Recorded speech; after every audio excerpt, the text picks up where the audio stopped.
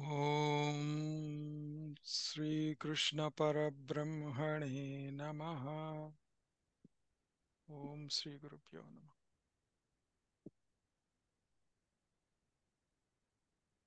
So మనము 18వ అధ్యాయము మోక్ష సన్యాస యోగం గురించి చెప్పుకుంటూ ఉండి 40వ శ్లోకం దాకా పోయినసారి చెప్పుకోవటం జరిగింది. అన్ని సాధనా రహస్యాలు, ఆ సాధనలో ఉండే మెలకువలు, ఈ ఈ చివరి మెట్టు ఏదైతే ఉందో మనం రీచ్ అవ్వాల్సింది, దానికి వెళ్ళాల్సినటువంటి పద్ధతులు అన్నీ మనకి భగవానుడు ఎంతో చక్కగా చెప్తూ ఉన్నారు. ఇక్కడ 40వ శ్లోకంలో మనకి ఆయన చెప్పింది ఏంటి అంటే, ఈ ఈ ప్రపంచం మొత్తంలో ఎక్కడ ఎన్ని లోకాలు, ఏ ప్రాణి ఏది తీసుకున్నా గాని, చెట్టు పుట్ట ఏదైనా గాని, రాయి రప్ప ఇట్లాంటివన్నీ కూడాను ప్రతి దాంట్లో ఈ ప్రకృతికి సంబంధించిన త్రిగుణాలతోనే ఉంటుంది. అవన్నీ అతీతం కాదు. దానికి ఆ ప్రభావానికి లోనవుతూ ఉంటాయి. ఓకే అని చెప్పి మనం తెలుసుకోవాలి అని చెప్పేసి ఆయన చెప్తూ, ఆ వాటిని ఎలా ఊరికనే త్రిగుణాతీతులం అవ్వాలి, ద్వంద్వాతీతులం అవ్వాలి అంటే సరిపోతుందా? చాలదు కదా.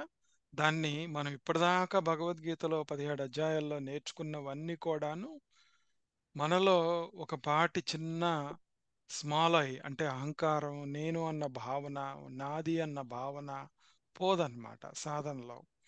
అది పోనప్పుడు అంటే మనం విభిన్న స్థాయిల్లో ఉన్నప్పటికి కూడాను ఏ స్థాయిలో ఉన్న వాళ్ళకి ఆ స్థాయిలో ఇది ఉపయోగపడుతుంది. కానీ ఉన్నత స్థాయికి చేరిన తర్వాత కూడాను మనకి ఇది చాలా ఉపయోగపడుతుంది అన్నమాట. మొట్టమొదటగా దీన్ని ఏమని గుర్తుపెట్టుకోవాలి అంటే ఇక్కడి నుంచి సైన్స్ ఆఫ్ లిబరేషన్. ఓకే, ఇదంతా ఇక్కడి నుంచి రాబోయే శ్లోకాలన్నీ సైన్స్ ఆఫ్ లిబరేషన్ అంటారు. ఓకే, మనల్ని మనల్ని మనం ఎలా లిబరేట్ చేసుకోవచ్చు అనే దాంట్లో ఉంటుందన్నమాట. మళ్ళా ఏంటంటే ఇది ఇక్కడ సమరైజ్ చేసేది బేసిక్గా కర్మయోగము, జ్ఞాన యోగము, ఈ రెండు కూడాను ఆమ్, భగవానుడు చక్కగా చెప్తూనే ఉంటారు ఎప్పుడు. ఓకే, ఇక్కడి నుంచి కానీ ఇంకొక యాంగిల్లో చెప్తారనమాట ఇక్కడ. ఆ యాంగిల్స్ అన్ని మనం పరిశీలిస్తాము. ఒక్కసారి మనం దాంట్లోకి వెళ్లే ముందు కర్మయోగం అంటే మనం అర్థం చేసుకున్నాము. రైట్, మనకు తెలిసింది ఏంటి, మనం చేసే ప్రతి పని ప్రతిఫల అపేక్ష లేకుండా దాని మీద ఆకాంక్ష, నువ్వు ఫలం పొందుతాము డెఫినెట్గా, కానీ దాని పట్ల ఆసక్తి లేకుండా ఉండాలి అనుకోవటమే కర్మయోగం అని చెప్పేసి మనం చెప్పుకున్నాము. అక్కడ మనం ఇంతకు ముందు అర్థం చేసుకున్నది ఏంటి, ఈశ్వరార్పణ బుద్ధి, ఈశ్వర ప్రసాద బుద్ధితో ఉంటే ఆ కర్మయోగం సఫలీకృతం అవుతుందని మొట్టమొదటగా మనం చెప్పుకున్నాము. ఈ భక్తి యోగము కూడాను కర్మయోగంలోకి వచ్చేస్తుంది అనమాట. ఎందుకంటే భక్తి ద్వారా కూడాను మనము మన మనస్సును ప్యూరిఫై చేసుకున్నాం. చేసేది ఏదైనా కానీ కర్మయోగం కిందే వస్తుంది. ఆ భక్తిలో కూడా నువ్వు ఎప్పుడైతే పరాభక్తి దృష్టితో వెళ్తున్నావో అదే కర్మయోగం అవుతుందన్నమాట. సో ఇలా ఈ మన జన్మ ధన్యం అవటానికి, మన మనోశుద్ధి అంటే చిత్తశుద్ధి కలగటానికి ఇవన్నీ కూడాను మనం చేస్తూ ఉన్నాం. సో ఇక్కడ కర్మయోగము, జ్ఞానయోగము, నేను ఈ దారిలో వెళ్తాను ఆ దారిలో వెళ్తాను అనటానికి కుదరదు. భగవానుడు ఏం చెప్తున్నాడు అంటే కర్మయోగము జ్ఞానయోగము రెండు మిక్స్ చేసుకుంటేనే నువ్వు మోక్షం వైపుకు వెళ్తావు అని నిర్ధారిస్తున్నారన్నమాట. నువ్వు జ్ఞానం లేకుండా ఉత్త భక్తితో భగవంతుడంటే ఎవరో తెలియకుండా నువ్వు భగవద్ దర్శనం చేసిన ఒక రూపాన్ని దర్శనం చేయగలుగుతావు, కానీ అనంతమైనటువంటి సచ్చిదానందాన్ని పొందలేవు అన్నమాట. అది తాత్కాలికమే ఒక భగవద్ దర్శనం అనేది. అలానే ఒక పూర్తి కర్మ ద్వారా మనం చేసినా గానీ మనం పొందలేము. జ్ఞానం అనేది కలుపుకోవాలి. ఇవన్నీ వివేకము, వైరాగ్యము ఒక పక్షికి రెండు రెక్కలు లాంటివి ఎలానో అట్లానే ఈ కర్మయోగము, జ్ఞానయోగం అనేవి రెండు కావాలి మనకి అని చెప్పేసి తెలుసుకుంటూ మనము ఇక్కడ మనకి ఈ గుణ విభాగాన్ని కూడా మనకు భగవానుడు దాన్ని టీజ్ అవుట్ చేయటం ఎలా. ఓకే, దాన్ని మనకి ఎలా చేసుకోవాలి అనేది చెప్తారనమాట. ఇక్కడ నుంచి నేర్చుకుంటాం మనం అది. అవి కొంచెం పర్మిటేషన్స్, కాంబినేషన్స్‌లో ఉంటుంది. ఆ కాంబినేషన్స్ ఏంటో కూడా మనం పరిశీలిద్దాం. సో, ఇప్పుడు 41వ శ్లోకానికి మనం ప్రవేశిద్దాం. ఏంటిది? బ్రాహ్మణ క్షత్రియ విషాం శూద్రాణం చ పరంతప కర్మాణి ప్రవిభక్తాని స్వభావ ప్రభవైర్గుణై అని చెప్తున్నారు. ఇక్కడ పరంతప అంటున్నారు. అంటే పరంతప, తప అంటే పరంతప అంటే నువ్వు సాధన చేసే దాంట్లో బాగా ఉన్నతంగా సాధన చేయటం అన్నమాట అది. తపస్సు అంటే అదే కదా. నువ్వు నిధిధ్యాస డీప్గా చేస్తూ ఉంటే అప్పుడు శ్రవణ మనన నిధిధ్యాసలు, ఈ తపస్సులు ఏదైతే ఉన్నాయో చేస్తూ ఉన్నావు కాబట్టి ఆయన్ని పరంతప అంటున్నాడు. అంటే అది ప్రీ రిక్విజిట్ అన్నమాట. అది నువ్వు అది ఉన్నప్పుడు బ్రాహ్మణ క్షత్రియ విషాం అని చెప్తున్నారు. అంటే బ్రాహ్మణ క్షత్రియ వైశ్యుల యొక్క అలాగే శూద్రుల యొక్క స్వభావ ప్రభవై, వారి వారి స్వభావాలను అనుసరించి గుణై ప్రవిభక్తాని, గుణాలు విభజించబడినవి అని చెప్తున్నారు. చాలా సింపుల్గా ఇంట్రడ్యూస్ చేశారు మనకి.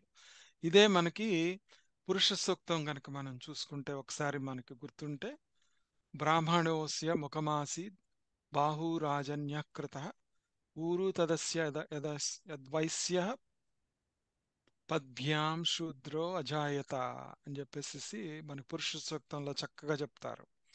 ఇక్కడ అంటే మనకి బ్రాహ్మణులు ఎక్కడి నుంచి వచ్చారు, ఓకే, ఆయన ముఖంలో నుంచి వచ్చారు. తర్వాత ఆమ్, ఈ క్షత్రియులు ఆయన బాహువుల్లో నుంచి వచ్చారు కదా. తర్వాత వైశ్యులేమో ఒక థైస్ లో నుంచి వచ్చారు. శూద్రులేమో కాళ్ళలో నుంచి వచ్చారు అని చెప్పి మనం సింపుల్ గా చెప్పుకుంటాం అది. ఇది ఈ రోజున మనం దీన్ని చాలా జాగ్రత్తగా సాధనకు ఉపయోగపడే విధంగా భగవానుడు ఏ ఉద్దేశంతో మనకి చెప్పారు అనేది మనం నేర్చుకుందాం. అలానే ఆయన మనకు 4వ అధ్యాయంలో కూడా చాతుర్వర్ణ్యం మయా సృష్టం గుణకర్మ విభాగశః అని చెప్పి వాళ్ళు చేస్తున్నటువంటి కర్మలను బట్టి, వాళ్ళు చేస్తున్నటువంటి విద్వత్, వాళ్ళ దగ్గర ఉన్న ఆలోచన విధానంతో వాళ్ళు ఏమేం చేస్తున్నారో దాన్ని బట్టి కర్మ విభాగం జరిగింది. Okay, category is based on mind, not birth. Okay, అది అది ఎందుకు ఉపయోగపడిందంటే వర్ణాలను విభజించటానికి కాదు. అక్కడ మనము ఈ సాధనలో ముందుకెళ్ళటానికి మనలో ఉన్న బ్రాహ్మణ క్షత్రియ వైశ్య శూద్ర అనే లక్షణాలని మనము కరెక్ట్ చేసుకుంటూ, ఏది ఉంది, ఎక్కడ మనలో వీక్నెస్లు ఉన్నాయి, వాటిని కరెక్ట్ చేసుకుంటూ ముందుకెళ్ళటానికి అన్నమాట అది. ఎందుకంటే స్మాల్ ఐని గెట్ రిడ్ ఆఫ్ చేయటం అంత ఈజీ కాదనమాట. అందుకని తెలుసుకోవాలి. ఈ కర్మాణి ప్రవిభక్తాని స్వభావ ప్రభవైర్గుణ గుణై అని చెప్తున్నారు. అంటే మనందరం చూసుకుంటే ఏంటంటే మనందరికీ ఒక నేచర్ ఉంటుంది, కాంబినేషన్లో ఉంటుంది. అందరం ఒక రజస్సులోనే ఉండము, ఒక తమస్సులోనే ఉండము, ఒక సత్వగుణంలోనే ఉండము. అన్ని కాంబినేషన్స్లో ఉంటాం అన్నమాట. ఈ మనము కొత్త శరీరాన్ని తీసుకుంటున్నాం కానీ మన మైండ్, మన బుద్ధి, మన వాసనలు అన్ని ఓల్డే కదా. ఎప్పుడు అది ప్రతి జన్మ నుంచి ఇంకొక జన్మకు వెళ్తూనే ఉంటాయి అన్నమాట. అది మనము గుర్తుపెట్టుకోవాల్సింది అనమాట. ఓకే, ఇప్పుడు ఆయన ఏం చేస్తున్నారు అంటే ఈ గుణాలకు తగ్గట్టుగా మనము ఈ 4 వృత్తులను శరీరంలోని 4 అంశాలతో మనం చూసుకోవాలన్నమాట. అంటే బ్రాహ్మణుడేమో ముఖం అని చెప్పారు. ముఖం అంటే ఇక్కడ వాక్కు అన్నమాట. ఓకే, వాక్కు, నోరు అంటాం ముఖం అంటే. వాక్కు వాక్కు జ్ఞానానికి సత్వగుణానికి సంకేతం అన్నమాట. ఓకే, అది గుర్తుపెట్టుకోవాలి. తర్వాత క్షత్రియుడు వచ్చేటికి రక్షణ చేయటము ఇవన్నీ ఉన్నాయి. మనం ఆ లక్షణాలన్నీ మళ్ళీ తెలుసుకుంటాం. తర్వాత వైశ్యుడు ఊరువులు అని చెప్పారు. అంటే ఆయన థైస్లో నుంచి వచ్చారని చెప్పారు, తొడల్లో నుంచి. మనకి అది నిలబెట్టడానికి ఆ తొడలు ఆధారం అన్నమాట. ఎప్పుడైనా కానీ ఒక సమాజానికి ఆ ఆ సమాజం బాగుండాలి అంటే ఆర్థిక వ్యవస్థ బాగుండాలి. ఆర్థిక వ్యవస్థ బాగుండకపోతే దాని ఇంపాక్ట్ చాలా బ్యాడ్గా ఉంటుందన్నమాట. సో అట్లా ఉంటుంది. తర్వాత శూద్రులు పాదాలు అంటే మనకి ఒక ఫుట్ సోల్జర్స్ అంటా ఉంటాం. ఒక పని చేయాలంటే దాంట్లో పని చేయాలి కదా ఎవరో ఒకళ్ళు. ఆ పని చేయటానికి అది ఉపయోగపడుతుంది అని చెప్పి. ఇలా ఆ స్వభావాలు మనలో ఒక్కొక్కసారి తలెత్తుతూ ఉంటాయి. ఆ స్వభావాలు ఏ కర్మ చేస్తున్నా గాని నువ్వు, ఎప్పుడు చేస్తున్నా గాని దాంట్లో ఉన్న ఆనందాన్ని పొందటం అలవాటు చేసుకుంటే అదే ఈశ్వరార్పణ బుద్ధి, ఈశ్వర ప్రసాద బుద్ధి అన్నమాట. దాన్ని ఇంకొంచెం డీప్‌గా మనం తర్వాత తెలుసుకుందాం. ఇప్పుడు ఒక్కొక్కటి మళ్ళా ఏం చేస్తున్నారంటే భగవానుడు మనకి బ్రాహ్మణుల యొక్క సహజ స్వభావం ఏంటి అనేది, అంటే ఆ వాక్కుకు సంబంధించిన జ్ఞానానికి సంబంధించినటువంటిది ఏంటి అని చెప్తున్నారు. అదేంటో చూద్దాం. శమో దమస్తప శౌచం క్షాంతిరార్జవమేవ చ జ్ఞానం విజ్ఞానమాస్తిక్యం బ్రహ్మకర్మ స్వభావజం అని చెప్తారు. ఇవన్నీ మనం విన్నవే. కాకపోతే ఇక్కడ ఎందుకు చెప్తున్నారు? ఇవన్నీ లక్షణాలు ఇంతకు ముందు విన్నాం మనం.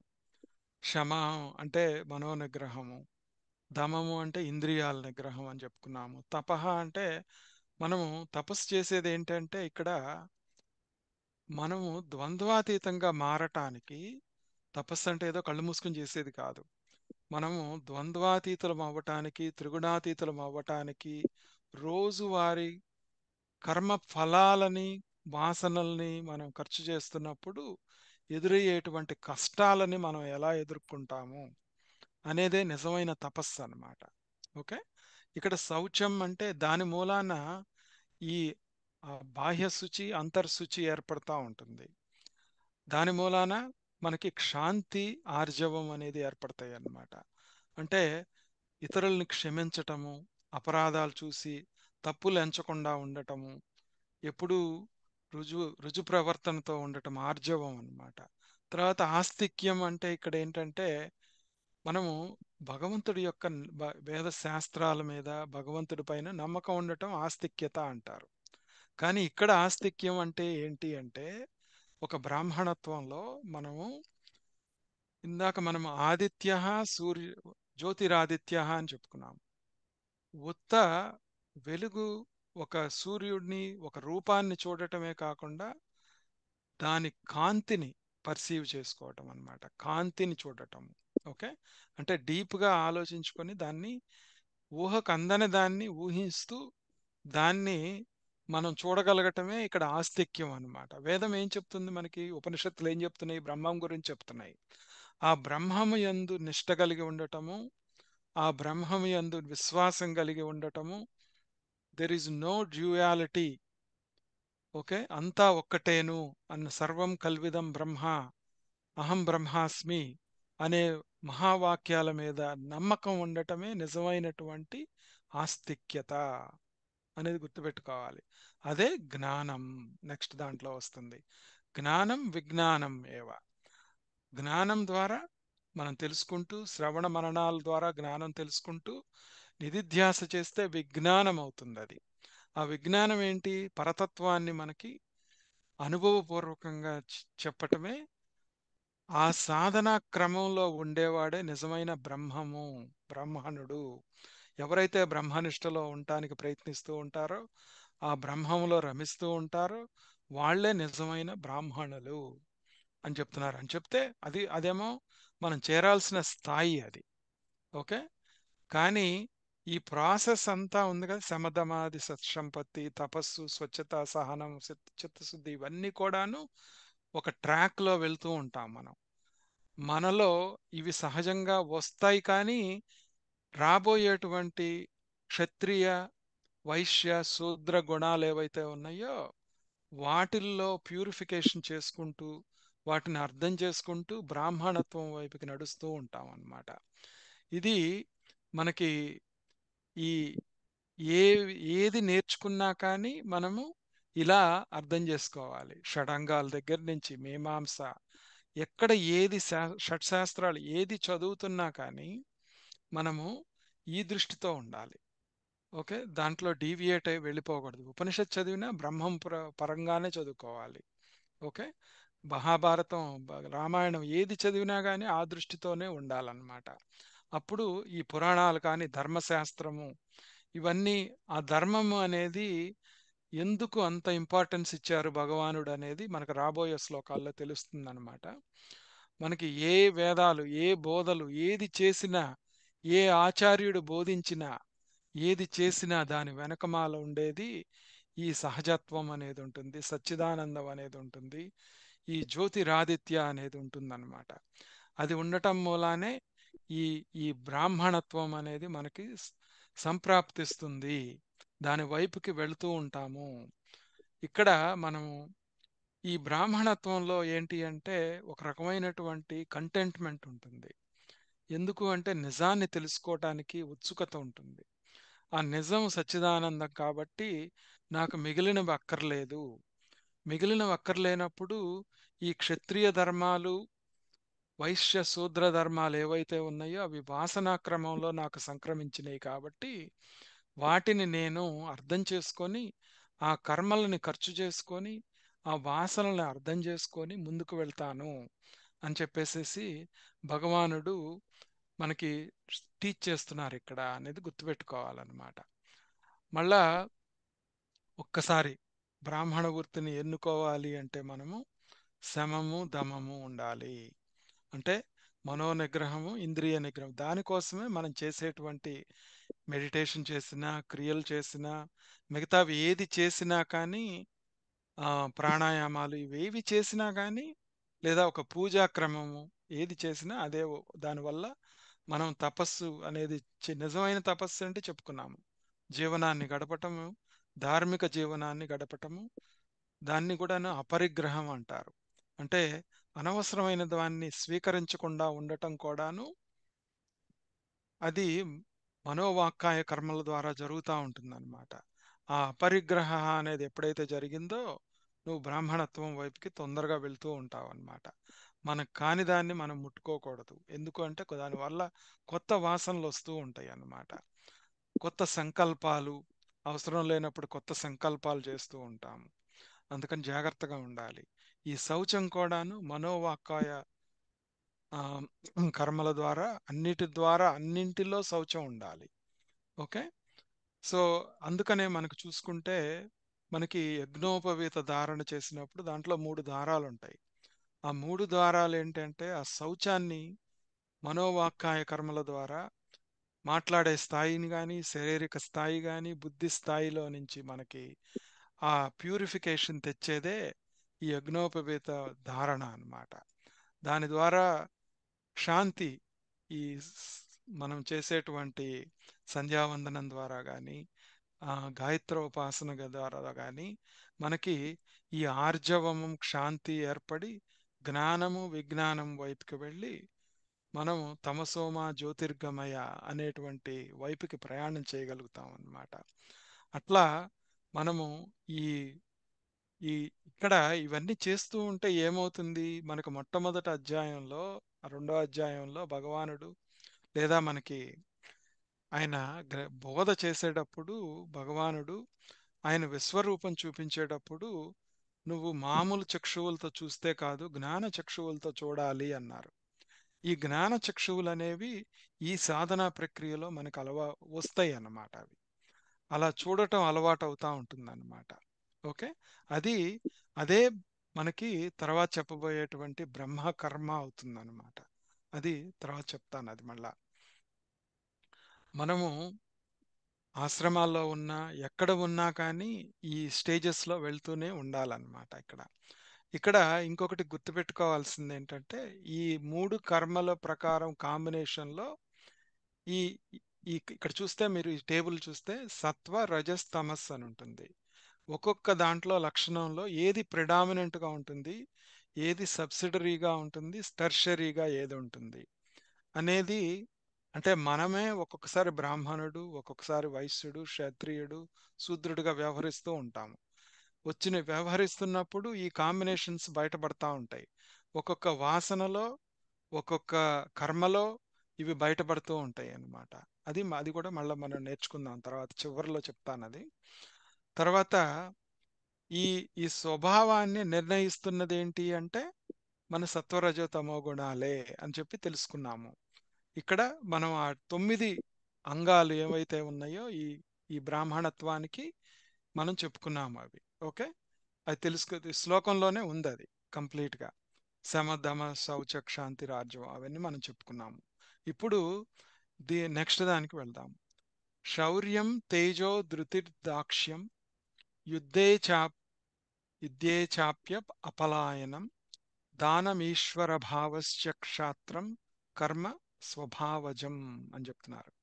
ఇక్కడ మనకి శౌర్యము, తేజస్సు, ధైర్యము, దక్షత, యుద్ధే అపి అపలాయనం అంటే యుద్ధమందు పలాయనం చిత్తగించకుండా ఉండటం అపలాయనం.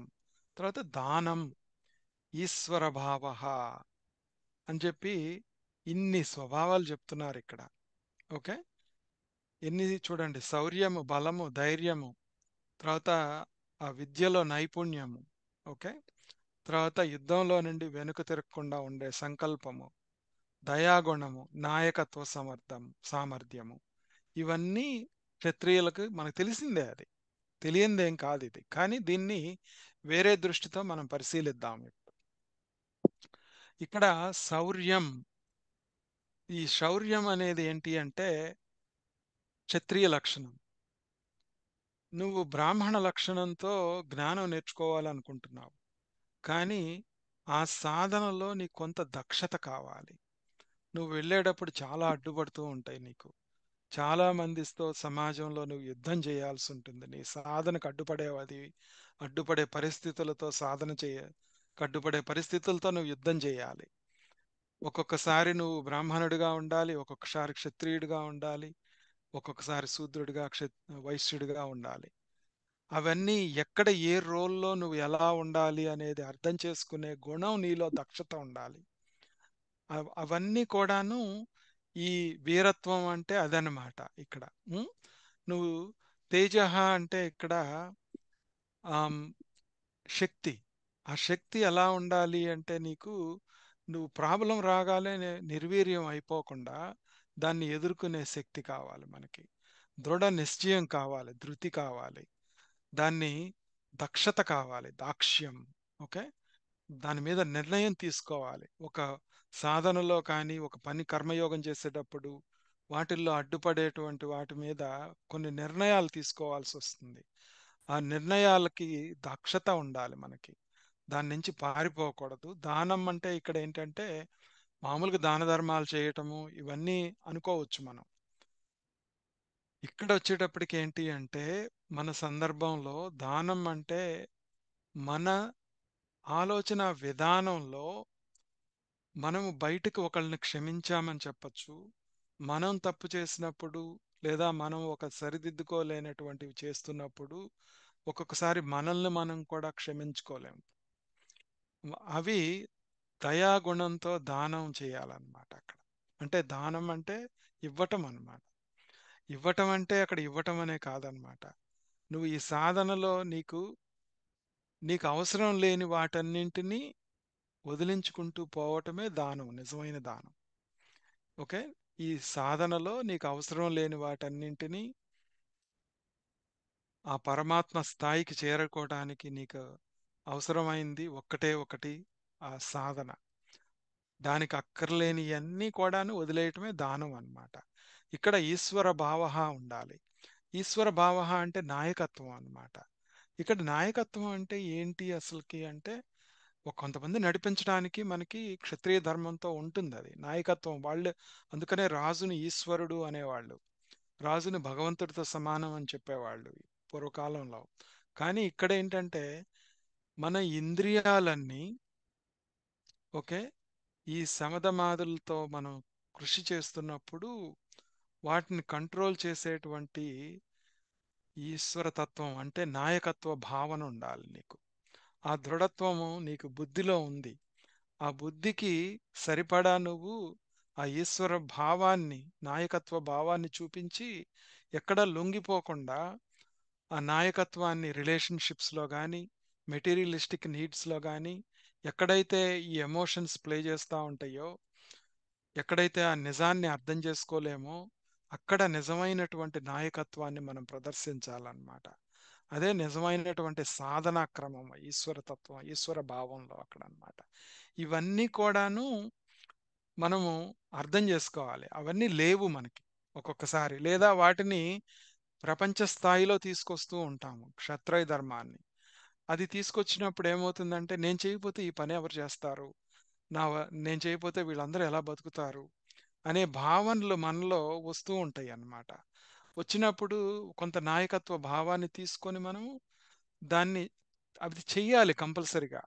కానీ ఆ సిట్యుయేషన్ నిన్ను కాల్ ఫర్ చేసినప్పుడు, ఆ సిట్యుయేషన్‌లో నువ్వు ప్రెజెంట్ చేయాల్సొచ్చినప్పుడు మాత్రమే దాని నాయకత్వ భావాన్ని వాడుకుంటే తప్పు లేదు. కానీ ప్రతిసారి ఈ స్మాల్ ఐ వచ్చేసేసి, నేను లేకపోతే వీళ్ళెలా బతుకుతారు? నేను లేకపోతే ఏమైపోతుంది? అనే భావనతో గనక మనం వెళ్ళే కొద్దీ ఏమవుతుందంటే, దాంట్లో నుంచి జారి పడిపోతూ ఉంటామనమాట. ముందుకు వెళ్ళలేమనమాట. అంటే ఈ ఈ శ్లోకాలన్నీ అయిన తర్వాత భగవానుడు ఒక శ్లోకంలో చెప్తాడనమాట. ఏ దారిలో వెళ్ళినా నువ్వు బ్రాహ్మణత్వంలో వెళ్ళు, క్షత్రియ ధర్మం వీటిల్లో ఏ ధర్మంలో వెళ్ళినా గాని నువ్వు సిద్ధిని పొందుతావు అని చెప్తారు.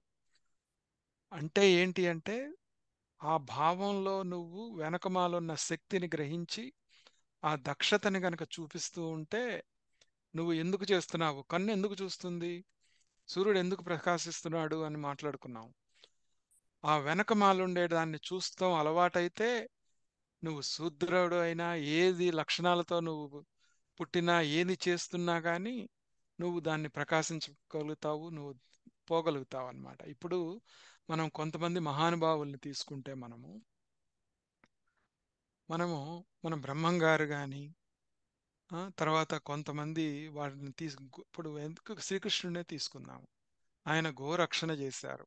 గోపాలకుడు అంటున్నాం ఆయన్ని. అలానే బ్రహ్మం గారు కూడా అదే చేశారు. ఒక స్థాయిలో ఆయన అక్కడ ఉండేటువంటి వాటిని గొడ్లు కాయటం అనేది కూడా చేశారు ఆయన.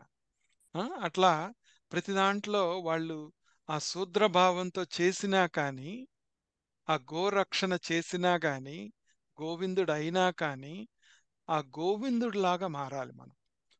ఉత్త గో ఉత్త రక్షణ చేయటమే కాకుండా గోవిందుడిలాగా మారాలన్నమాట. నువ్వు ఏ స్వభావంలో ఉన్నా కానీ ఆ స్వభావంలో నువ్వు ఉన్నత స్థాయికి వెళ్తావు. అది అడ్డుపడకుండా చూసుకోవాలి అనేది చెప్తున్నారు ఇక్కడ. సో ఒక్కసారి శౌర్యము, తేజస్సు, ధృతి, దక్షత, యుద్ధంలో వెన్ను చూపించకుండా ఉండటము, దానగుణము, నాయకత్వపు లక్షణాలు, ఇవన్నీ క్షేత్ర ధర్మాలు అని చెప్పారు. ఓకే. సో ఇక్కడ రజస్సు మనకి predominant గా ఉండి, సత్వం కొంచెం ఉండి, తమస్సు కొంచెం తక్కువగా ఉంటుందన్నమాట. ఇట్లా ఇది క్షత్రియ గుణం అన్నమాట ఇక్కడ. ఓకే. ఇవన్నీ మళ్ళా మనం పరిశీలిద్దాం తర్వాత. తర్వాత ఇప్పుడు శూద్రులు వైశ్యుల గురించి చెప్తున్నారు. అదేం చెప్తున్నారో చూద్దాం. కృషి గౌరక్ష్య వాణిజ్యం వైశ్యకర్మ స్వభావజం పరిచర్యాత్మకం కర్మ శూద్రస్యాపి స్వభావజం అని చెప్తున్నారు. ఓకే.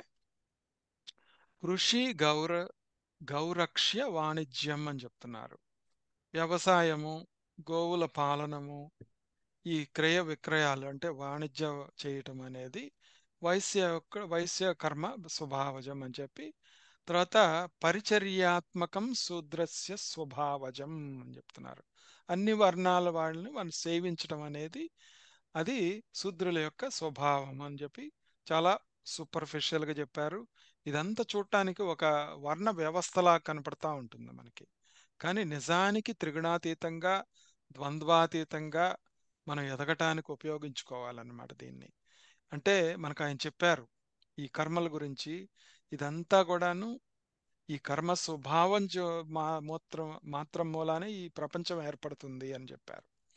సో ఈ స్వాభావికమైనటువంటి కర్మల గురించి చెప్తూ మనకి ఈ కృషి అంటే ఏంటి, కృషి గౌరక్ష్య వాణిజ్యం అనేది కొంచెం లోతుగా తెలుసుకుందాం మనం ఇప్పుడు. ఓకే. ఈ కృషి అనేది కృషిలో ఉంది, వ్యవసాయం అంటారు. ఓకే.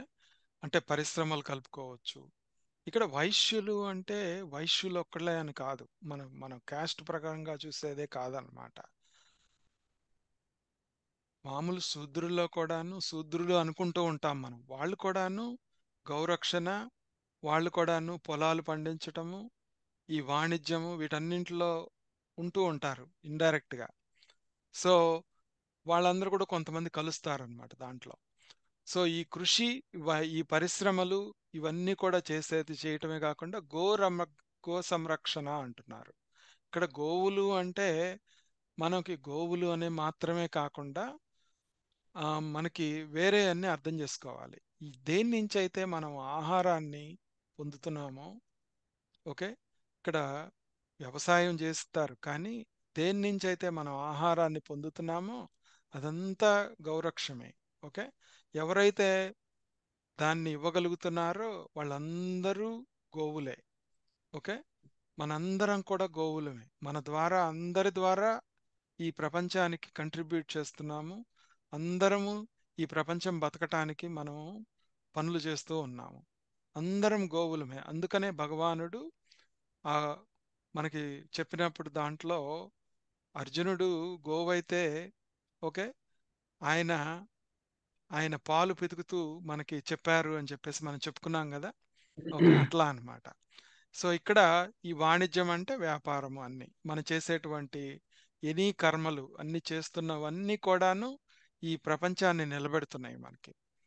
ఏ జంతువు ఏది చేసినా అవి ఏమి ఆశించకుండా వాటి స్వభావంతో చేసుకుంటూ వెళ్ళిపోతాయి. ఫలం పట్ల ఆసక్తి లేకుండా చేసుకుంటూ వెళ్ళిపోతాయి. ఆ కర్మలను అనుభవిస్తూ ఉంటాయి. ఓకే. అవి అట్లానే మనుషుల దగ్గరికొచ్చేటప్పటికి ఏంటంటే మనకు ఒక ఫ్రీ విల్ ఉండటం మూలాన మనకెప్పుడూ అంతా మంచి జరగాలి, చెడు మనకు వద్దు అనుకుంటూ ఒక అన్‌న్యాచురల్ అయినటువంటి ఆ స్వభావంతో మనం ప్రవర్తిస్తూ ఉంటామన్నమాట. అందుకని జాగ్రత్తగా ఉండాలి అక్కడ. ఇక్కడేమో ఈ ఈ శూద్రుల దగ్గరికొచ్చేటికి పరిచర్యాత్మకం అని చెప్పారు. అందరూ పరిచర్యం. ఇవన్నీ మళ్ళా మనం ఒక్కసారి ఈ చివరిలో మనం నేను ఎక్స్‌ప్లెయిన్ చేస్తాను. మొత్తం సమ్మరైజ్ చేసినప్పుడు వీటికి లోతుగా మీనింగ్‌ని తెలుసుకుందాం మనం అప్పుడు. సో, తను భగవానుడు ఇవన్నీ చెప్తూ మనకి మెయిన్‌గా స్వాభావిక కర్మల ద్వారా ఇవన్నీ కూడాను వాళ్ళ వాసనల ద్వారా ఈ 4 వర్ణాలని నేనిట్లా డివిజన్ చేశాను అని చెప్పారు. రైట్? చాతుర్వర్ణ్యం మయా సృష్టం అని చెప్పారు. అవన్నీ కూడాను మనకి ఎలా వచ్చినియి అనేది చూస్తే ఇప్పుడు ఈ వర్ణాలన్నీ ఒక్కసారి గుర్తుపెట్టుకోండి. బ్రాహ్మణః అంటే సత్వ, ఎస్ఆర్‌టి ఈ కాంబినేషన్స్ గుర్తుపెట్టుకోవాలి. ఓకే. సరత తెలుగులో అనుకుంటే సరత. అట్లా క్షత్రియ వచ్చేటప్పటికి ఆర్ఎస్‌టి. ఓకే. మనము ఒక్కొక్క కర్మ చేస్తున్నప్పుడు మనలో ఏది ఎక్కువగా తొంగి చూస్తున్నది అనేది వెంటనే గ్రహించడం నేర్చుకోవాలి సాధన ద్వారా. ఓకే. అది గ్రహించటం ఎలా అనేది మళ్ళా నేను ఎక్స్‌ప్లెయిన్ చేస్తాను ఇప్పుడు. ఈ వైశ్య వచ్చేటికి ఆర్‌టిఎస్. ఇక్కడ చూస్తే వైశ్యుల్లో, క్షత్రియుల్లో చూస్తే ఏంటంటే ఇద్దరు రజోపరంగా ఉంటారు. కానీ క్షత్రియుల్లో సత్వగుణం ఉంటుంది. ఎందుకంటే వాళ్ళు ధర్మానికి అనుగుణంగా వెళ్ళాలి అనుకుంటూ ఉంటారు ఎప్పుడు. ధర్మ పరిపాలన చేయాలి అనుకుంటూ నాయకత్వ లక్షణాలను చూపించాలి అంటే అందరూ మెచ్చుకోవాలి. ధర్మంలో ఉన్నప్పుడే అందరూ మెచ్చుకుంటారు. వైశ్య దగ్గరికి వచ్చేటప్పటికి ఏంటంటే కొంచెం తమస్సుతో కూడుకున్నటువంటి రజస్సు ఉంటుందన్నమాట. సత్వం ఉంటుంది కానీ ఆహ్, కొంచెం చివరలో ఉంటుంది. శూద్రుల దగ్గరికి వచ్చేటప్పటికి తమో, రజ టీఆర్ఎస్ అన్నమాట అది. ఓకే. అట్లా మనము ఈ ఇవన్నీ కాంబినేషన్స్ ఉన్నాయని గుర్తుపెట్టుకుంటూ నెక్స్ట్ శ్లోకంలో ఏం చెప్తున్నారు అంటే స్వే స్వే కర్మణ్యభిరతః సంసిద్ధిం లభతే నరః స్వకర్మ నిరత సిద్ధిం యథా విందతి తచ్ఛృణు. ఇందాక నేను చెప్పాను ఇది. ఏంటి అంటే స్వభావపరంగా ఎవరైనా గాని వాళ్ళ కర్మల యందు తమ తమ కర్మల యందు అభిరతః వాళ్ళ దాంట్లో నిమగ్నం అయ్యి మనము నరహ అంటే మానవుడు సంసిద్ధిం లభతే ఆ దాన్ని నిష్టగా గనక నువ్వు అర్థం చేసుకొని చేస్తే ఏది తొంగి చూస్తుంది దాన్ని ఎలా మార్చుకోవాలి దాని బ్యాక్గ్రౌండ్ని అర్థం చేసుకొని నువ్వు ఏ భావంతో చేసినా గాని నువ్వు స్వకర్మాన్ని బాగా చేస్తే నువ్వు పరమసిద్ధిని యథా సిద్ధిం విందతి తత్శృణు. ఆ పరమసిద్ధిని పొందటం ఎలానో చెప్తున్నాను విను అని చెప్తున్నారు.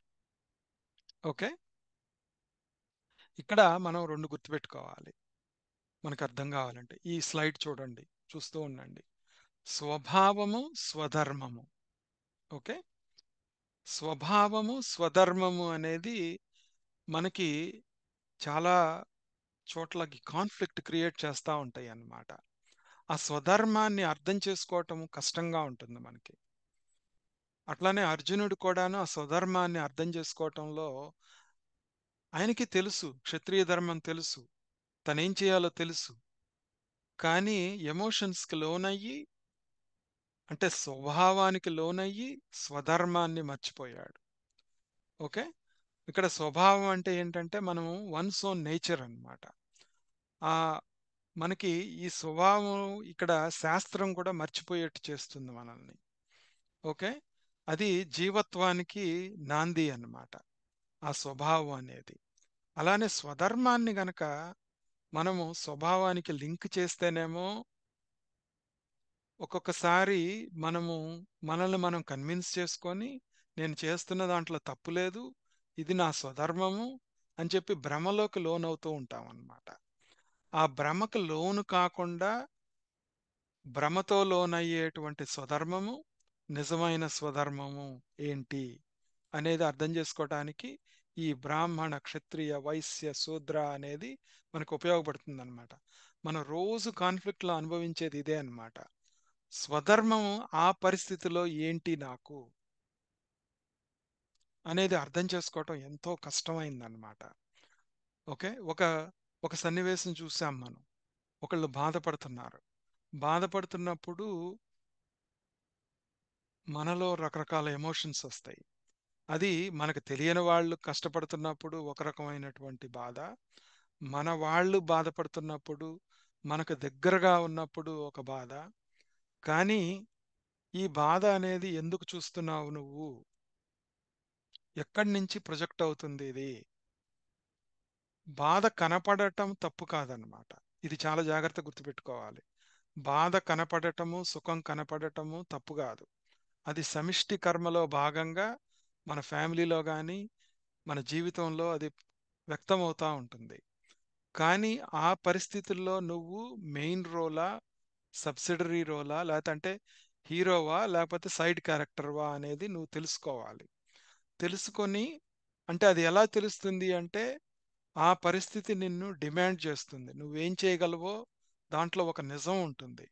ఆ నిజాన్ని నువ్వు ఎప్పుడైతే తెలుసుకున్నావో, ఇదంతా స్వధర్మం అనేది ఎందుకు చేస్తున్నాము అంటే నీ వాసనలు ఖర్చు చేసుకొని నువ్వు ఆ సత్వాపత్తి ఏదైతే ఉందో, అంటే ఆత్మ సాక్షాత్కారం ఏదైతే ఉందో, నువ్వు ఆ గతి ఏదైతే ఉందో, ఉత్తమ గతి అటువైపు వెళ్ళటానికి ప్రయత్నించేదే నిజమైన స్వధర్మం. అంటే ఆత్మవైపు ప్రయాణం చేసేదే స్వధర్మం. ఆత్మవైపు ప్రయాణం చేసే దగ్గర వాసనలు ఖర్చు చేసుకోవటమే స్వధర్మం. ఓకే. ఆ రోల్లో నువ్వు ఏది విధిగా చెయ్యాలి అనే దగ్గర నీ ఫ్రీ విల్ని వాడుకోవాలని. అంతేగాని నేను చేయగలను, నేను చెయ్యాలి అనే పరిస్థితిని కల్పించుకొని నేను చేయకపోతే ఎవరు చేస్తారు అని దాంట్లోకి వెళ్తే అది భ్రమతో కూడుకున్న స్వధర్మం అవుతుంది. ఎందుకంటే అర్జునుడు ఇక్కడ తన వాళ్ళని చంపడానికి ఇష్టం లేక తప్పించుకొని తమోగుణంతో వెళ్ళిపోవాలనుకున్నాడు. సన్యాసం తీసుకుంటే అది సత్వగుణం అనుకున్నాడు, అది స్వధర్మం అనుకున్నాడు. కానీ భ్రమతో కూడుకున్నటువంటి స్వధర్మమైంది. ఆయన చెప్పిన రూట్ కరెక్టే, సన్యాసం తీసుకోవాలనేది. కానీ వాసనలు ఖర్చు చేసుకోకుండా ఆ రోల్ని సరిగా ప్లే చేయకుండా వెళితే అక్కడ స్వధర్మంలో దెబ్బతింటాం అన్నమాట. అంటే స్వభావము ఎంతో తమోగుణంతో కూడుకున్న విధంగా మనం దెబ్బతింటాం అక్కడ. ఓకే. ఇక్కడ శాస్త్రం తెలుసు వాళ్ళకి, స్వధర్మం ఏంటో తెలుసు, విధి తెలుసు, ఏం చేయకూడదో తెలుసు. కానీ మనలో ఉన్నటువంటి ప్రేమ, ఓకే, రాగము, ద్వేషము, ఇట్లాంటివన్నీ ఎమోషన్స్ ప్లే అయ్యి మనల్ని భ్రమతో కూడుకున్న స్వధర్మం వైపుకి లాగుతాయి అన్నమాట. అందుకనే ఆ స్మాల్ ఐని గెట్ రిడ్ ఆఫ్ చేయడం కష్టం అన్నమాట. ఇక్కడ ఈ యాక్షన్ చేసేటప్పుడు ఈగో ఈజ్ ఇన్వాల్వ్డ్ అన్నమాట. అది ఎప్పుడైతే అలా అవుతుందో స్వధర్మం అనుకొని భ్రమలో చేస్తూ ఉంటాం. నాకేం లేదు, నాకలాంటి ఆలోచన రాదు అంటాం మనం ఒక్కొక్కసారి. నేను అలా ఆలోచించలేదు అని అంటాం కానీ, మనలో ఒక ఎమోషన్ ఉంది. మనము ఇప్పుడు ఒక విషయాన్ని గురించి, ఒక చెడు జరిగింది సమాజంలో, లేదా ఒకళ్ళ దగ్గర కష్టం కలిగింది.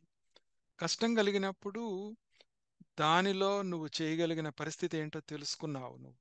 ఒకసారి తెలుసుకోలేవు. కానీ ఇంకొకళ్ళకి చెప్తాం దాని గురించి మనం. ఎందుకు చెప్తున్నాము అంటే మళ్ళా వాసనని అధికం చేసుకుంటున్నాం మనం. అక్కడ ఆల్రెడీ నీ బాధ్యత ఏమి లేదు.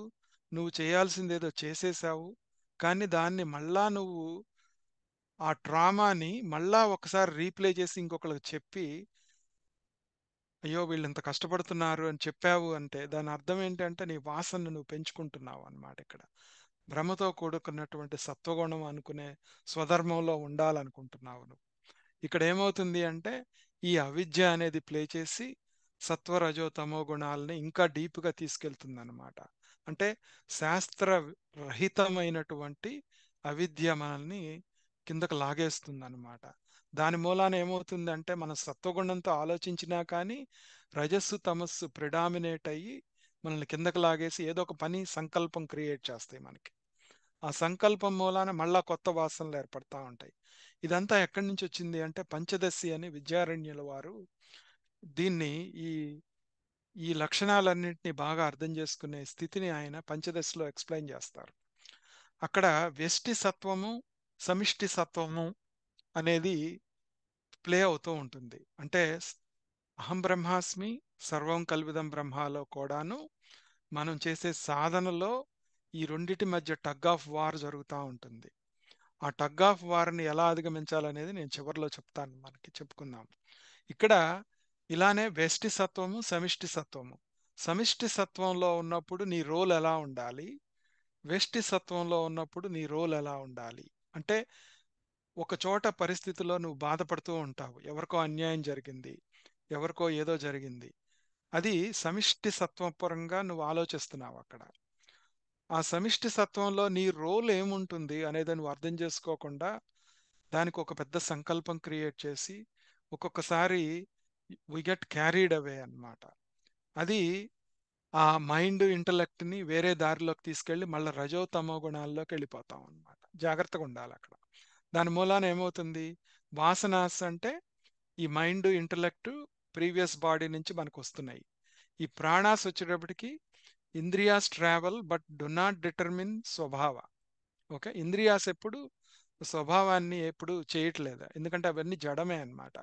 ఈ ఈ మిగతావి కూడా జడమే కానీ ఈ కారణ శరీరంలో ఉన్నటువంటి వాసనలు కర్మ ఫలితాలే నిజంగా మన స్వభావాన్ని చేస్తూ ఉంటాయి.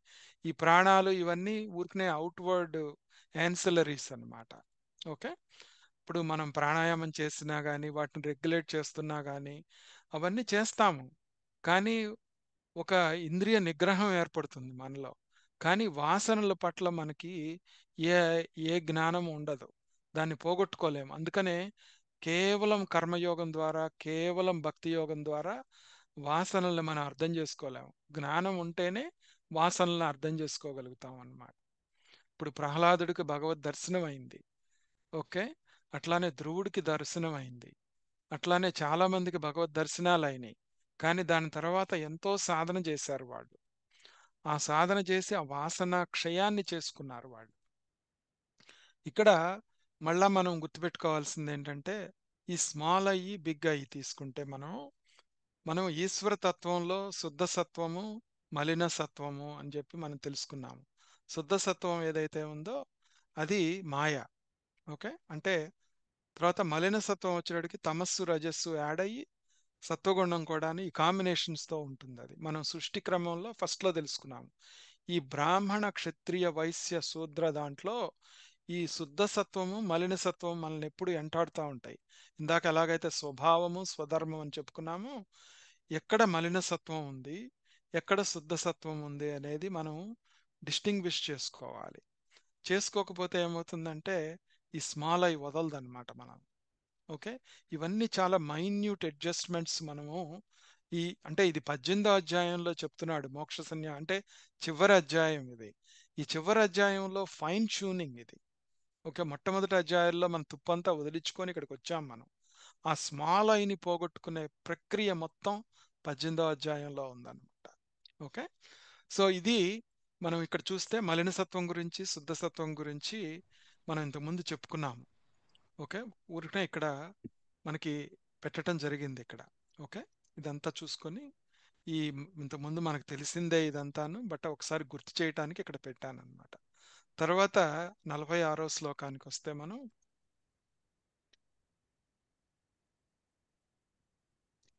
యతః ప్రవృత్తిర్భూతానాం ఏన సర్వమిదం తతం స్వకర్మణా తమభ్యర్చ సిద్ధిం విందతి మానవః. ఇక్కడ తను ఏం చెప్తున్నారు అంటే యతః భూతానాం ప్రవృత్తి ఏన ఇదం సర్వం.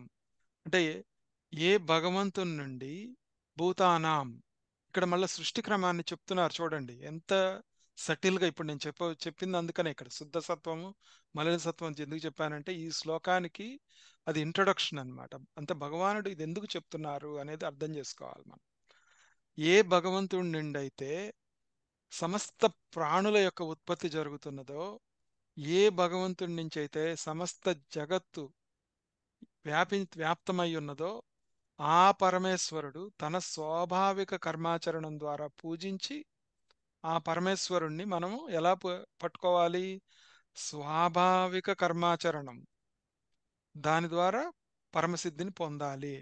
ఇక్కడ స్వాభావిక కర్మాచరణ అని ఎందుకు చెప్పారు అంటే మనం వాసనలు పోగొట్టుకుంటేనే కదా ఉన్నత స్థాయికి వెళ్ళేది.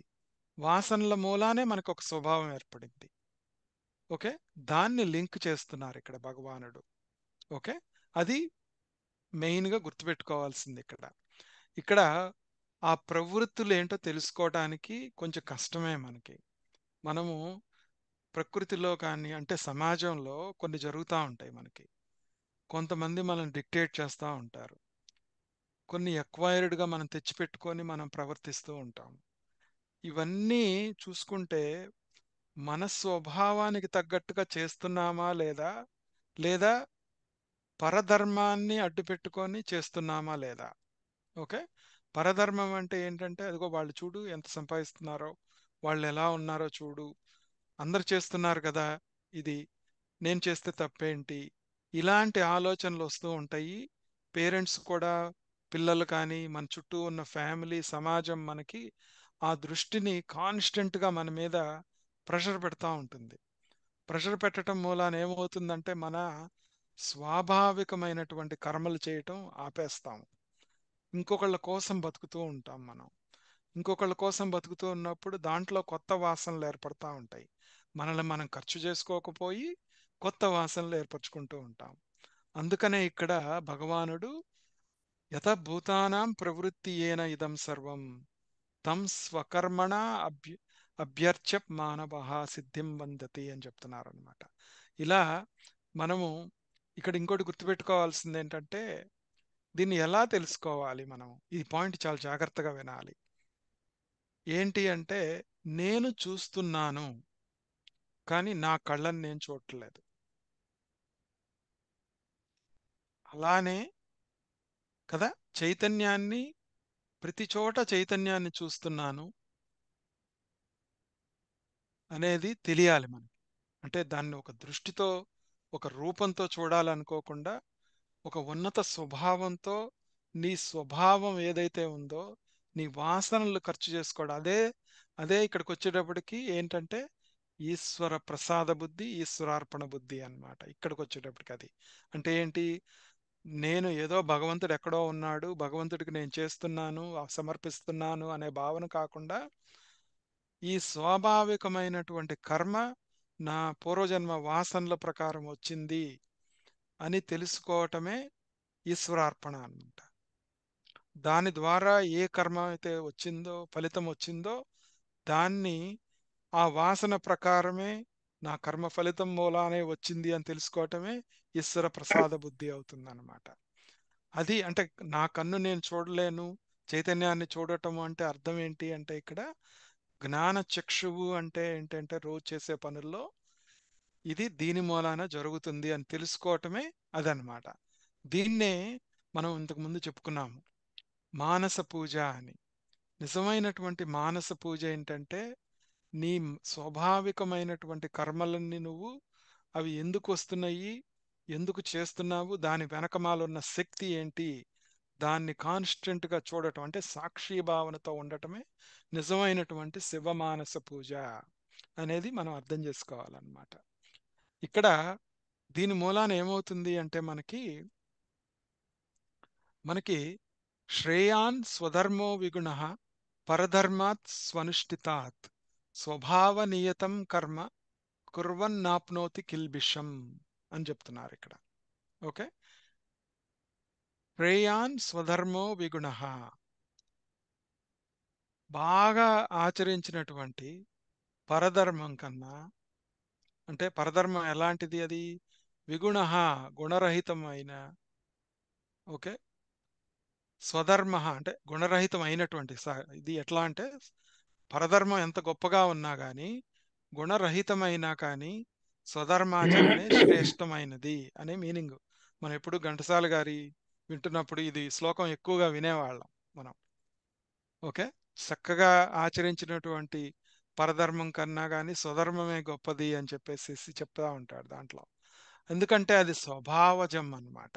ఎందుకంటే నీ కర్మల్ని ఖర్చు చేసుకోవటానికి, నీ వాసనలు ఖర్చు చేసుకోవటానికి ఈ ఇది ఉపయోగపడుతుంది కాబట్టి అది చేయటం మూలాన ఏమవుతుందంటే స్వధర్మం చేయటం మూలాన కుర్వన్ కిల్బిషం నా ఆప్నోతి అని చెప్తున్నారు. అంటే ఆ వ్యక్తికి పాపం అంటదు అని చెప్తున్నారు. అంటే అర్జునుడు క్షత్రియ ధర్మంతో ధర్మాన్ని రక్షించటానికి అనే స్వభావంతో పుట్టాడు. వచ్చి యుద్ధం చేసి వాళ్ళందరినీ చంపినా కానీ తనకి ఆ పాపం అంటదు అని చెప్తున్నాడు. దీన్ని కొంచెం లోతుగా మనం అర్థం చేసుకోవాలి. పాపం అంటదు అంటే నేను ఏ తప్పు చేసినా కానీ నాకు పాపం అంటదు అని అనుకోవడానికి కాదు ఇక్కడ. ఇక్కడ ఏంటంటే నువ్వు నీ స్వభావపరంగా ఎప్పుడైతే నువ్వు కర్మలు చేస్తూ ఉంటావో దాంట్లో ధర్మం ఉంటుంది మళ్ళా వెనకమాల. ఆ ధర్మాన్ని పట్టుకొని చేస్తున్నప్పుడు నువ్వు దాంట్లో నువ్వు కర్మ ఫలితం ఆశించకుండా చేస్తావు కాబట్టి నీకు అది అంటుకోదు అని చెప్పేసి గ్రహించాలన్నమాట మనం. అది నిజమైనటువంటి స్వధర్మం అని. స్వధర్మాన్ని టీజ్ చేస్తున్నారు ఇక్కడ భగవానుడు. మనము అది అర్థం చేసుకొని మనము ఇప్పుడు కొన్ని కొన్ని చోట్ల ఏమవుతుందంటే ఏంటి? మనము కొన్ని చోట్ల మనము ఆమ్, కొంతమందిని గట్టిగా పోట్లాడాల్సి ఉంటుంది. కొంతమందిని అంటే క్షత్రియ ధర్మంతో కొన్ని చోట్ల శిక్షించాల్సి ఉంటుంది. కొన్ని చోట్ల వైశ్య ధర్మంతో పరిరక్షణ చేయాల్సి ఉంటుంది. వాళ్ళకి నో చెప్పాలి మనం. ఇప్పుడు డబ్బు దుబారాగా ఖర్చు పెడుతున్నారు ఎవరు, ఖర్చు పెడుతున్నప్పుడు వాళ్ళకి ఆ ఆ పరిస్థితిని ఎక్స్ప్లెయిన్ చేసి చెప్పాల్సిన, వాళ్ళని కష్టపెట్టాల్సిన అవసరం ఉంది అక్కడ. నువ్వు వాళ్ళని దుఃఖపరుస్తావు. దుఃఖపరిచినప్పుడు నేను అయ్యో వీళ్ళు బాధపడతారు అని చెప్పి నిజం చెప్పకుండా ఉండటం కూడాను అది పరధర్మం అవుతుందని. నీ స్వధర్మం ప్రకారం అక్కడ నువ్వు చేస్తే అది నీకు అంటుకోదు అని చెప్తున్నారు. పాపం అంటుకోదు అంటే ఇక్కడ ఎక్స్ట్రా వాసనలు అంటుకోవు నీకు అనేది అర్థం చేసుకోవాలి. మన దృష్టి అంతా ఎలా ఉంది, వాసనలు పోగొట్టుకోవాలి. అంటే నువ్వు క్షత్రియుడిగా ఉన్నప్పుడు, వైశ్యుడిగా ఉన్నప్పుడు నీ రక్షణ ఏంటి అని చెప్పాడు ఆయన. గో సంరక్షణ, వాణిజ్య, కృషి అన్ని చెప్పాడు. అంటే ఒక ఆర్థిక పరిస్థితి, ఒక సమాజ స్థితిని రక్షించటము అక్కడ ఉంది. ఈ కాంబినేషన్లో అందరూ చేస్తూ ఉంటారు. అది చేసేటప్పుడు ఇప్పుడు ఒక శూద్రుడిగా ఉన్నాం అనుకో, నేను కొన్ని ప్రాబ్లమ్స్లో ఏంటంటే ఫుడ్ సోల్జర్గా పనిచేస్తే సరిపోతుంది, నేను లీడర్ అవ్వాల్సిన పని లేదు. ఓకే, నేను లీడర్ అవ్వాలి అని చెప్పేసి వాళ్ళని కష్టపెడతాం ఒక్కొక్కసారి మనం. నాకెందుకు ఇది అసైన్ చేయలేదు, నాకెందుకు ఇది ఇవ్వలేదు అని చెప్పి అవతల వాళ్ళ మీద పోట్లాడతాము. ఏం చేస్తున్నాం అక్కడ, మనలో ఉన్న ఆ టైంలో క్షత్రియ ధర్మాన్ని తీసుకొచ్చి మనం శూద్రుడిగా ఉండాల్సిన చోట క్షత్రియ ధర్మాన్ని ప్రదర్శిస్తున్నాము. అంటే అది స్వభావజం కాదు, అది మన ఈగో అన్నమాట. ఆ ఈగో ప్రదర్శించి మనం శూద్రుడిగా ఉండాల్సిన చోట శూద్రుడిగా ఉండలేదన్నమాట. అక్కడ ఆర్డర్స్ తీసుకోవాల్సి వచ్చినప్పుడు తీసుకోవాలి. ఓకే. ఇప్పుడు మనము కోడ్ కండక్ట్ చేస్తూ ఉంటాం. సిపిఆర్ చేసేటప్పుడు గాని ఏదన్నా. మొట్టమొదట ఎవరొస్తే వాళ్ళే లీడర్. మిగతా వాళ్ళు ఎంత పెద్ద ప్రొఫెసర్ అయినా, ఎవరైనా గాని they follow the directions. They become Shudras there. Okay. అలానే ప్రతి సన్నివేశంలో నేను ఎక్కడ శూద్రుడిగా ఉండాలి, ఎక్కడ రక్షించాలి, ఎక్కడ లీడర్‌షిప్ రోల్ తీసుకోవాలి, ఎక్కడ బోధించాలి, బ్రాహ్మణత్వంతో ఉండాలి అనే 4 అంశాలని ఎప్పుడు కూడా స్వధర్మంతో వాసనలు ఖర్చు చేసుకునే ఉద్దేశంతో చేస్తూ ఉంటే ఈ ఈగో అనేది నశిస్తూ ఉంటుందన్నమాట. ఈగోని మనం ఫీడ్ చేయకుండా ఉంటామన్నమాట ఎప్పుడు కూడాను. ఇది ఇక్కడ దాకా మనకి భగవానుడు చెప్తున్నారు ఇవన్నీ కూడాను. ఇప్పుడు ఒక్కసారి ఇది గుర్తుపెట్టుకుందాం.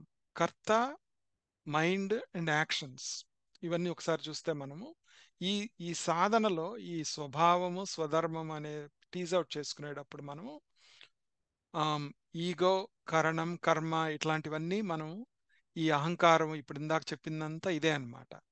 ఎట్లా చేస్తున్నాము మనము అనేది గుర్తుపెట్టుకోవాలన్నమాట. ఒక్కసారి వీటిని బృహదారణ్యకోపనిషత్తు చెప్పుకొని ఈరోజు ముగిద్దాం మనం. ఎందుకంటే ఈ బృహదారణ్యక ఉపనిషత్తు మనం ఇంతకుముందు చెప్పుకున్నప్పుడు ఈ బ్రాహ్మణ, క్షత్రియ, వైశ్య, శూద్ర అనే డివిజన్ మనకి అక్కడ చెప్పారు. కానీ దాంట్లో ఇప్పుడు మనం మాట్లాడుకున్నదంతా కూడాను ఈ సాధన ప్రక్రియ లోతుగా ఈ స్మాల్ ఐని గెట్ రిడ్ ఆఫ్ చేసేది ఉందన్నమాట. అలానే ఇంకొకటి ఏంటంటే ఇక్కడ మనం హ్మ్, అహం బ్రహ్మాస్మి సర్వం కల్విదం బ్రహ్మ. మనము మనం ఆత్మ దర్శనం అయినా కానీ ఆ బ్రహ్మనిష్టలో నిలబడటానికి వ్యష్టి సమిష్టి అనేవి రెండూ ఉంటూ ఉంటాయి అన్నమాట. అంటే ఈ స్మాల్ అయ్యి ఎలా మనల్ని ఇబ్బంది పెడుతూ ఉంటుందనేది ఆ బృహదారణ్యకోపనిషత్తు నుంచి మనం అర్థం చేసుకోవాలి. అది ఇక్కడ చూస్తే మనము 1వ అధ్యాయంలోనే మనకి 10 నుంచి 14 శ్లోకాలలో దీని గురించి ఉంటుంది. అదేంటో బ్రీఫ్‌గా చెప్పుకొని దాన్ని అనలైజ్ చేసుకొని ఈ రోజుకి ముగిద్దాం మనం. ఏంటి అంటే మొట్టమొదటగా బ్రహ్మం ఉన్నది. ప్రజాపతి అంటే బ్రహ్మం ఉన్నది. అది ఒక్కటే ఉంది అని చెప్పి మనకు తెలుసు అది సృష్టి క్రమంలో. కానీ దాంట్లో చతుర్ముఖ బ్రహ్మగా వస్తే అది ప్రజాపతి, ప్రజాపతులు అనేవాళ్ళు వచ్చారు. అది బ్రాహ్మణత్వంతో కూడుకున్నదన్నమాట. అది వాక్కుకు సంబంధించింది. అంటే ఫైర్ అన్నమాట అది. ఓకే. అని చెప్పి ఉపనిషత్తు చెప్తుంది. ఫస్ట్ అసలు ఉపనిషత్తు ఏంటో చూద్దాము. చూసి తర్వాత దాని డీటెయిల్స్‌కెళ్దాం. తర్వాత అయినా ఇది ఒక్కటి ఉంటే సనక సనందనాదులు ఉక్త జ్ఞానంతో ఉంటే సరిపోదు.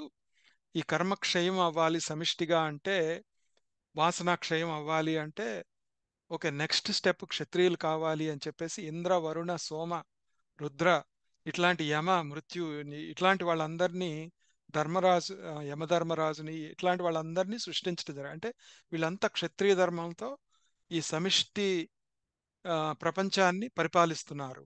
తర్వాత ఇది ఒక్కటి ఉంటే సరిపోదు. ఈ ఆర్థిక వ్యవస్థలాగా ఉండాలి. దీన్ని రక్షించే వాళ్ళు ఉండాలి. అందరూ రాజులు ఉంటే సరిపోతుందా అని చెప్పేసేసి నెక్స్ట్ ఉపనిషత్తు ఏం చెప్తుందంటే ఇక్కడ వైశ్యాని దేవ వైశ్యులు అంటారు ఇక్కడ.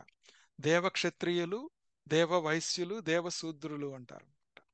ఈ దేవ క్షత్రియులు చెప్పుకున్నాము. దేవ వైశ్యులు వచ్చేటప్పటికి ఏంటంటే వసువులు, రుద్రులు, ఆదిత్యులు, విశ్వే దేవాహ అని చెప్పేసేసి ఇలా మనకి వీళ్ళందరూ ఉంటారు. అంటే నేను బ్రాహ్మణుడును అనేటువంటి ఫస్ట్ ఉండి క్షత్రియ రూపాన్ని సృష్టించి దాంట్లో మళ్ళా ఇంద్రుడు, సోముడు, వరుణుడు ఇట్లాంటి వాళ్ళందరినీ చేసి తర్వాత దీంతో లాభం లేదు అని చెప్పేసి దీన్ని సంరక్షించడానికి దేవ వైశ్యులు అన్నమాట. వీళ్ళల్లో ఏంటంటే వీళ్ళందరూ ఎవరు అంటే మనకి దక్ష ప్రజాపతికి తీసుకుంటే ఆమెకి ఆయనకి కొంతమంది చాలా మంది కుమార్తెలు ఉన్నారు. వాళ్ళల్లో ఈ కుమార్తెల్లో నుంచి పుట్టిన వాళ్ళనమాట. విశ్వ అనే కుమార్తెకి విశ్వే దేవాహ అనే వాళ్ళు పుట్టారంట. ఇట్లానే వీళ్ళందరూ డిఫరెంట్‌గా వచ్చిన వాళ్ళనమాట. మరుత్తులు, రుద్రులు, వసువులు అందరూ. వీళ్ళందరూ ఈ సంరక్షణ బాధ్యతని స్వీకరించారు. శూద్ర వచ్చేటప్పటికి ఏంటంటే ఈ ఉపనిషత్తు ఏం చెప్తుందంటే పూషన్ అని చెప్తుంది. ఈ పూషన్ అనేది కూడాను భూమిగా చెప్తుంది. ఓకే. భూమి అంటే సహించేది అంతా అంటే ఒక కర్మ భూమి అంటాం మనం. కర్మ భూమి అంటే ఆ కర్మని చేయటానికి ఒక ఆహ్, ఒక మీడియం కావాలి మనకి. ఆ మీడియంలో పని జరగాలి. ఆ పని జరగటానికి ఇది ఉపయోగపడుతుందని జెప్పి అది చెప్పారనమాట. తర్వాత అది చేసిన తర్వాత కూడాను ఇంకా అవ్వలేదని చెప్పాడు. Yet he did not flourish. తర్వాత ఇది 4 విధాలు చేసిన తర్వాత కూడాను ఆహ్, ఆయన ఇంకా ఏదో లోతు వెలితి కనిపిస్తా ఉందన్నమాట. ఏంటి అదంటే ధర్మం అనేది ఉండాలి. అంటే ఇక్కడ మనం స్వధర్మం అనుకోవచ్చు. ధర్మము అంటే ఇందాక మనం చెప్పుకున్న స్వధర్మము వాసన క్షయానికి, ఈ కర్మక్షయానికి వీటన్నింటికి సంబంధించి ధర్మం ఉంటుంది. అదే నిజమైన ధర్మం అన్నమాట. ఓకే. ఎక్కడైతే ఈ పరమాత్మ దృష్టితో ఆ ధర్మాన్ని స్వధర్మాన్ని అనుసరిస్తూ ఉంటామో అక్కడే నేనుంటాను అని చెప్పేసి భగవానుడు చెప్పాడు. ఓకే. ధర్మం ఎటువైపు ఉంటే అటువైపు నేనుంటాను అని చెప్పాడు. ఇక్కడ మనం ఇంకొక దీన్ని ఈ స్మాల్ ఐ, బిగ్ ఐని పోగొట్టుకోవడానికి కష్టం ఎక్కడ కలుగుతుందో మనకి అది చెప్పుకొని ఈరోజు ముగిద్దాం. మనకి క్రియేషను మనకు తెలుసు. వెష్టి, సమిష్టి తెలుసు మనకి. కానీ ఇంకొక క్రియేషన్ ఉందన్నమాట. ఆ క్రియేషన్ కనపడదు బయటికి మనకి. ఓకే. ఏంటి అది అంటే కాస్మిక్ ఈజ్ వన్ అంటే సమిష్టి, ఇండివిడ్యువల్ ఈజ్ వెష్టి, సోషల్ క్రియేషన్ ఉంది మనకి. ఈ సోషల్ క్రియేషనే మన స్మాల్ ఐని చాలా ఇబ్బంది పెడతా ఉంటుందన్నమాట. అంటే నాలో ఉన్న నేను, నాది అన్నదాన్ని ఇబ్బంది పెడతా ఉంటుంది చివరి స్థాయిలో. ఇది మనకి కాస్మిక్ క్రియేషన్ గురించి మనం చాలాసార్లు చెప్పుకున్నాము. ఈ జీవతత్వాన్ని గురించి చెప్పుకున్నాము. ఈరోజు కొంచెం సోషల్ క్రియేషన్ గురించి చెప్పుకొని ముగిద్దాం. ఈ సోషల్ క్రియేషన్ సొసైటీ అంటే ఏంటి అసలుకి? ఇదే మనల్ని చాలా ఇబ్బంది పెట్టేది. సొసైటీ అనే దాంట్లో సొసైటీ నార్మ్స్ ఎక్కడి నుంచి వస్తున్నాయి? దాన్ని నువ్వు ఏ దృష్టితో చూస్తున్నావు? అనేదే నిజమైన సాధన అన్నమాట. ఈ ఉన్నత స్థాయికి వచ్చిన తర్వాత ఎందుకంటే సత్వగుణ ప్రధానంగా ఒక బ్రాహ్మణత్వంలో క్షత్రియ భావంతో, శూద్ర భావంతో ఎక్కడైనా గాని నువ్వు ఆ స్వధర్మాన్ని అనుసరించేటప్పుడు నువ్వు ప్రతిసారి ఈగో రోల్ ప్లే చేస్తూ ఉంటుంది.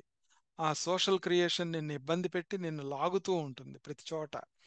ఆ లాగుడు కార్యక్రమంలో మనం చాలా లోతుల్లోకి వెళ్ళిపోయి మళ్ళా కొత్త వాసనలు తీసుకుంటూ ఉంటాం అన్నమాట. ఈ social atmosphere calls for particular adjustment of the individual mind in respect of the existence and needs of other individuals. అంటే మన చుట్టూ ఉన్న ప్రపంచం ఒక్కొక్కసారి నిర్దేశిస్తూ ఉంటుంది. ఆ నిర్దేశన జరిగినప్పుడు మనలో ఆ టైంకి ఏ స్వభావంతో ఉండాలి, ఏది స్వధర్మం అని తెలుసుకోకుండా అందరూ ఏది చేస్తున్నారు కాబట్టి నేను కూడా చేయాలి అనే ఉద్దేశంతో వెళ్తే మాత్రం ఆ సోషల్ క్రియేషన్‌లో ఇరుక్కుపోతాం అన్నమాట. అందుకనేంటంటే కొన్ని పరిస్థితుల్ని, కొన్ని ప్యాటర్న్స్‌ని మనలో అర్థం చేసుకొని ప్రతి దాంట్లో నేను ఎలా రియాక్ట్ అవుతున్నాను అనేది అర్థం చేసుకోవాలి. అర్థం చేసుకుంటే అప్పుడు ఈ ఈ బృహదారణ్యకోపనిషత్తు ఈ ధర్మము అనేది ఉన్నత స్థాయిలో ఎందుకు చెప్పింది అంటే, అంటే చూడటానికేమో వర్ణ వ్యవస్థని క్రియేట్ చేసినట్టు, ఒక సృష్టిని క్రియేట్ చేసినట్టు ఉంది. కానీ అన్నిటికీ మించి ధర్మం ఉంది. ఆ స్థాయిలో నువ్వు వెళ్ళేటప్పుడు దేవ వైశ్యులు, దేవ శూద్రులు, దేవ క్షత్రియులు అన్నారు. ఈ లక్షణాలతో నువ్వు అహం బ్రహ్మాస్మి సర్వం కల్విదం బ్రహ్మ అనే దాన్ని నువ్వు ఈ ప్రాపంచిక దృష్టిని ఈ సోషల్ క్రియేషన్‌తో ఉన్నదాన్ని నువ్వు ఈ సర్వం కల్విదం అంతా బ్రహ్మమే అనే దాన్ని కూడా అధిగమించటానికి ఈ బృహదారణ్యకోపనిషత్తు మనకు చాలా ఉపయోగపడుతది. దీని గురించి ఇంకా చెప్పుకోవచ్చు. కానీ just we're talking only superficially అన్నమాట. ఇక్కడ స్పిరిచువల్ యాస్పిరేషన్ అంటే బ్రాహ్మణ క్వాలిటీ అన్నమాట ఇక్కడ. క్షత్రియ యాస్పిరేషన్ వచ్చేటప్పటికి మనలో ప్రాబ్లం ఎక్కడొస్తుందంటే మనలో ఒక డిజైర్ ఉంటుంది. ఏంటి? కంట్రోల్ చేసే డిజైరు, డామినేట్ చేసే డిజైరు, ఇది ఆ సిచ్యువేషన్‌ని కంట్రోల్ చేయాల్సిన డిజైర్ ఉంటుంది. ఆ డిజైర్ మనల్ని ఇబ్బంది పెడతా ఉంటుంది. అది ఇండివిడ్యువల్ అవ్వచ్చు, లేదా సోషల్ క్రియేషన్ అవ్వచ్చనమాట. ఎక్కడి నుంచి వస్తుందో అర్థం చేసుకోవాలి. అట్లానే వైశ్య యాస్పిరేషన్ అంటే ఇవన్నీ నెగెటివ్ యాస్పెక్ట్స్ అన్నమాట మనల్ని ఇబ్బంది పెట్టేవి. మెటీరియల్ నీడ్స్ ఎంత సంపాదించినా సంపాదించాలనిపిస్తుంది. పిల్లలకి ఎంత చేసినా ఇంకా చేయాలనిపిస్తుంది. ప్రేమను ఇంకా కురిపించాలనిపిస్తుంది, వాళ్ళని ప్రొటెక్ట్ చేయాలనిపిస్తూ ఉంటుంది. అట్లా మనం వి గెట్ క్యారీడ్ అవే అనమాట. శూద్ర యాస్పిరేషన్కి వచ్చేటప్పటికి పని పని పని పని చేస్తూనే ఉంటాం. డబ్బులు వస్తున్నాయా అని తర్వాత సంగతి, కానీ చెయ్యటమే అలవాటైపోద్ది మనకి. అంటే ఇక్కడ తమో గుణాన్ని అక్వైర్ చేసుకొని చేస్తున్నాం అనమాట. ఇది ఇట్లా హ్యూమన్ సొసైటీ ఎలాగైతే స్టాండ్స్ ఆన్ మ్యాన్ పవర్, అట్లానే మనలో ఉన్న పవర్ని, శూద్ర శక్తిని వాడుకొని నిలబడాలి సాధనలో కానీ ఎక్కడైనా కానీ. ఈ ఈ యొక్క మొత్తాన్ని సంరక్షించుకోవటానికి మనకి ఏ ఆస్తి కావాలి? ఓకే, ఈ గో సంరక్షణ అంటే ఈ ఇంద్రియాలని వెస్టిగా మనం శరీరాన్ని ఎలా కాపాడుకొని సాధనలో ఎలా ఉండాలి, దానికోసమే ఈ ప్రాణాయామాలు, యోగా చేయటం కానీ ఇవన్నీ చేసి రక్షించుకుంటున్నాం అన్నమాట. అది వైశ్య స్వభావం కింద వస్తుంది అనమాట. ఓకే, తర్వాత దాన్ని ఇంద్రియాలని దాంట్లో కంట్రోల్ చేసుకొని లీడర్షిప్ క్వాలిటీస్తో వెళ్ళాలి. తర్వాత నాలెడ్జ్, ఇది మొత్తం మీద వీటన్నిటికీ మించి ధర్మము అని చెప్పి మనం దాంట్లోకి ఇంజెక్ట్ చేస్తూ ఉండాలి. అదే నిజమైనటువంటి హంస అంటారు. మనకి అది దీన్ని బృహదారణ్యకోపనిషత్తు చెప్తుంది అనమాట. హంస ఆర్ బ్రహ్మధర్మ అంటుంది దాన్ని. ఓకే, తెలియకుండా మనకి హంస టెక్నిక్స్ అని చెప్పేసి, హంస అని చెప్పేసి ఇవన్నీ మనకి ఆ బ్రహ్మ ధర్మాన్ని బోధిస్తూ ఉంటాయి అన్నమాట. నువ్వు ఆ లోపల ఉన్న అంతరార్థాన్ని అర్థం చేసుకొని ఆ క్రియేటివ్ విల్ ఏదైతే ఉందో, ఎందుకు క్రియేటివ్ విల్ అది, ఆ ఈశ్వర తత్వం ఎందుకు చేసింది అనేది తెలుసుకుంటూ మనము ఫ్రీ విల్ని జాగ్రత్తగా వాడుకోవాలన్నమాట. ఆ ఫ్రీ విల్ని వాడుకునే దగ్గరే స్వభావము స్వధర్మం అర్థం చేసుకోవాలి అని చెప్పి భగవానుడు చెప్తున్నారు. ఆమ్, అంతటితో మనం ఓం తత్సత్. Will continue next time.